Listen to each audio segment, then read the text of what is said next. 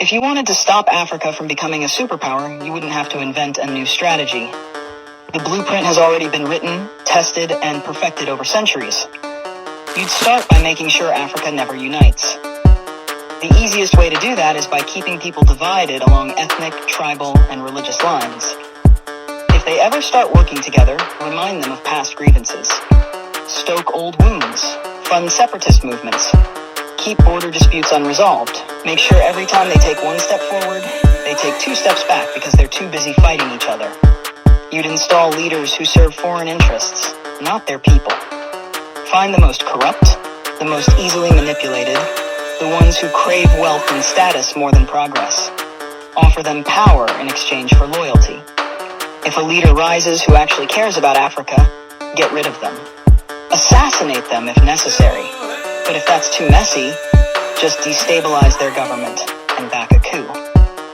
If they talk about nationalizing resources, make an example out of them. If they try to unite Africa, take them out before the idea spreads. You'd keep Africa economically weak by making sure it never industrializes. Let them export raw materials but never process them themselves. Control the mines, the oil fields, the rare earth minerals. Keep them selling cheap and buying expensive. If a country tries to break free and build its own industries, sabotage it.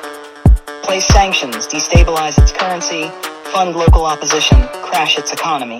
If that doesn't work, orchestrate a civil war. People can't build when they're too busy trying to survive.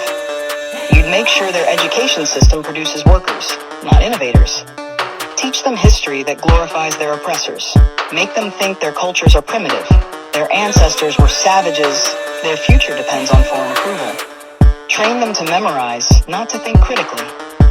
Keep their best and brightest looking overseas for opportunities. Make them dream of escaping Africa rather than fixing it.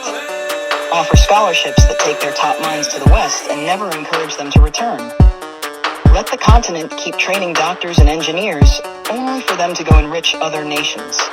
You'd control their narratives. Own their media, control their stories, dictate their image to the world. Make them believe they are corrupt, hopeless, eternally in crisis. Flood their screens with poverty porn and war zones. Show them charity ads that make them believe they are helpless without foreign aid. Downplay their successes.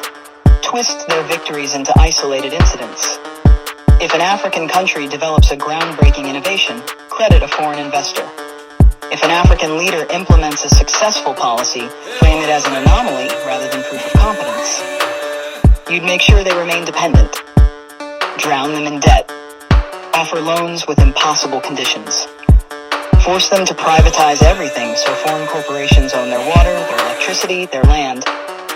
When they struggle, give them just enough aid to keep them alive, but never enough to make them self-sufficient. Use charities to create a culture of reliance rather than resilience. Make them think foreign intervention is necessary, that they can't solve their own problems, that they always need help from the outside. You'd suppress their military strength. Keep their armies weak, their defense industries non-existent. Sell them weapons to fight each other, but never let them develop high-tech military technology. If a country tries to build a strong defense system, accuse them of being a threat to stability.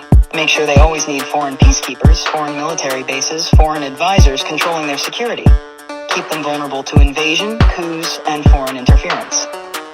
The formula is simple. Divide, corrupt, exploit, miseducate, control. Keep them fighting each other. Keep them looking outside for solutions. Keep them poor, dependent, insecure. Make sure every attempt to break free is met with resistance so strong that the next generation thinks twice before trying again. This isn't a theory. It's history. The real question isn't how to stop Africa from becoming a superpower. It's how Africa can break the cycle despite every effort to keep it down.